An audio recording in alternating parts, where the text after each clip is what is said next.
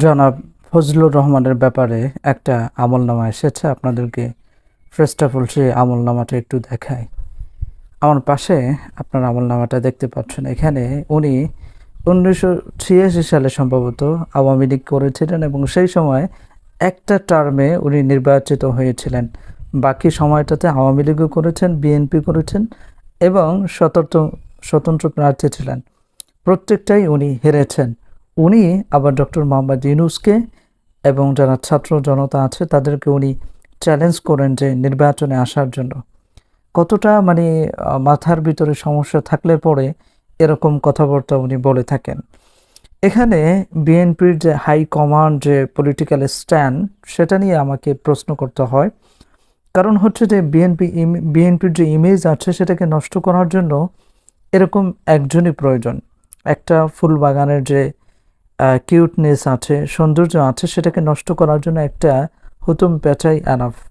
আর ঠিক বিএনপি এবং আওয়ামী লীগকে নষ্ট করার জন্য একজন ওবায়দুল কাদের, একজন Fazlur Rahman, that's enough. So এখনও যদি বিএনপি তারা যদি এই যে ফজলুর রহমান আছে ওনার লাগাম যদি টেনে না ধরে, তাহলে সেক্ষেত্রে অদূর ভবিষ্যতে তাদেরকে আওয়ামী লীগের মতোই পস্তাতে হবে। সেটা তাদেরকে এখনই বিলিভ করতে হবে। সবথেকে প্যাথেটিক বিষয় হচ্ছে কি জানেন, যে যিনি খালেদা জিয়াকে পরিচালনা করবেন, তার বিভিন্ন বক্তব্য লিখে দেবেন, তাকে বিভিন্ন উপদেশমূলক কথা বলবেন, সেই উপদেশটা ফজলুর রহমানকে কেন বানানো হয়েছে, যার মেন্টালিটি ঠিক নেই। সে কোন সময় কোনটা বলে তার কোনো ঠিক নেই। আর তিনি সবসময় সেই 1971 আরও কী যেন আছে সেগুলো নিয়ে পড়ে থাকেন। এবং এই লোকটা যে কয়েকবার আওয়ামী লীগ করে এসেছে, তারপরও কেন এরকম একটা পদে স্থান পায়, সেটা একটা আমার প্রশ্ন। এই জায়গাটা একটা তাদের যে পলিটিক্যাল স্ট্যান্ড আছে সেটার যে একটা উইকনেস, সেটা আমাদের কাছে স্পষ্ট। দ্বিতীয় বিষয় হচ্ছে যে আপনি দেখবেন যে বিএনপির যে পলিটিক্স আমরা আসলে বুঝি না।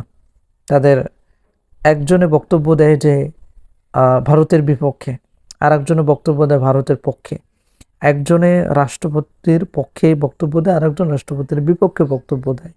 একজন ছাত্রদের বিরুদ্ধে বলে, আর একজন ছাত্রদের পক্ষে বলে। সো এই যে লেজে গোবরের যে অবস্থা তাদের, এটাকে নিয়ে তারা আসলে কতটুকু ভাবেন সেটা আসলে অনেকটা প্রশ্নের জায়গা। সো গতকালকের কথা আপনাদেরকে আমি বলি। আমাদের এখানে একটা প্রোগ্রাম হয়েছে, সেখানে বিএনপির একজন ভালো সম্মানিত ব্যক্তি উনি আসছেন, কিন্তু সেখানে কোনো লোক হচ্ছে না, তেমন একটা লোক হচ্ছে না, যার কারণে দেখলাম যে মাইকিং করতে হচ্ছে যে আমাদের এখানে অমুক ভাই আসবেন, আপনারা দয়া করে সেখানে চলে আসেন।